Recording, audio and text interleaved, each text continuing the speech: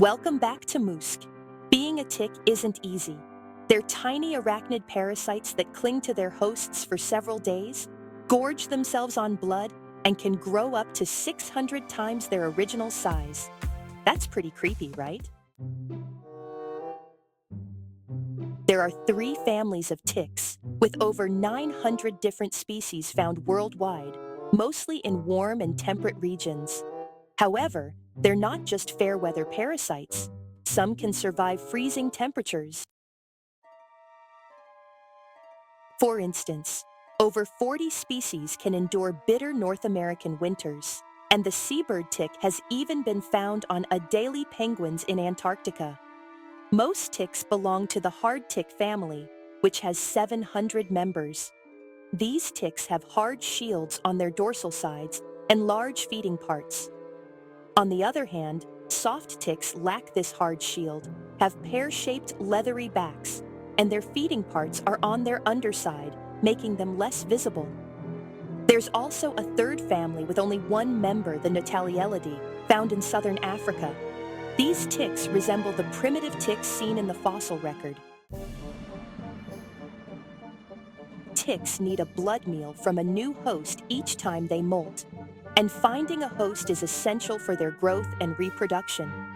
Different species have adapted unique strategies to maximize their chances of finding a host. Ticks have specialized sensory organs called Haller's organs on their front legs, which help them sense chemical cues, temperature, and humidity. Imagine being able to smell with your hands. Soft ticks typically live in their hosts' nests or burrows, feeding mostly on birds at night. Hard ticks perform a behavior called questing, where they sit on leaves or grass, waiting for a host to pass by. Smaller ticks stay closer to the ground to latch onto small mammals or birds, while larger ticks can go higher and wait for bigger hosts like dogs or deer. Once the right host brushes against them, the tick attaches and starts feeding.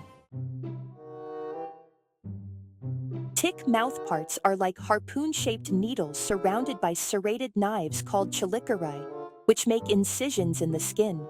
The hypostome, the harpoon, sucks the blood while anchoring the tick to the host with backward-facing barbs. Unlike mosquitoes that quickly finish feeding, ticks stay attached for the long haul, sometimes up to a week, growing significantly as they feed. Hard ticks can grow up to 600 times their original size in just a few days. If humans could eat like that, we'd weigh as much as an African elephant after a meal. To accommodate this growth, their cuticle undergoes cell division. Tick saliva contains anesthetics and anti-inflammatories to prevent the host from noticing them. Soft ticks, on the other hand, have a more painful bite, but only need a few hours to feed, growing to about 10 times their size. After feeding, they drop off and start preparing to molt or reproduce. A single tick can lay up to 3,000 eggs, but reaching sexual maturity takes over a year, which is relatively old for invertebrates. Interestingly, tick larvae hatch with only 6 legs and gain 2 more as they molt into nymphs. Unfortunately, ticks can transmit various pathogens, including viruses, bacteria, and protozoa.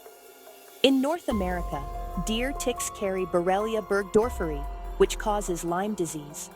This disease can lead to rashes, fever, and fatigue, and if untreated, it can affect the joints, heart, and nervous system. Deer ticks need to be attached for at least 36 hours to spread Lyme disease, but in Europe, some tick species can transmit it more quickly.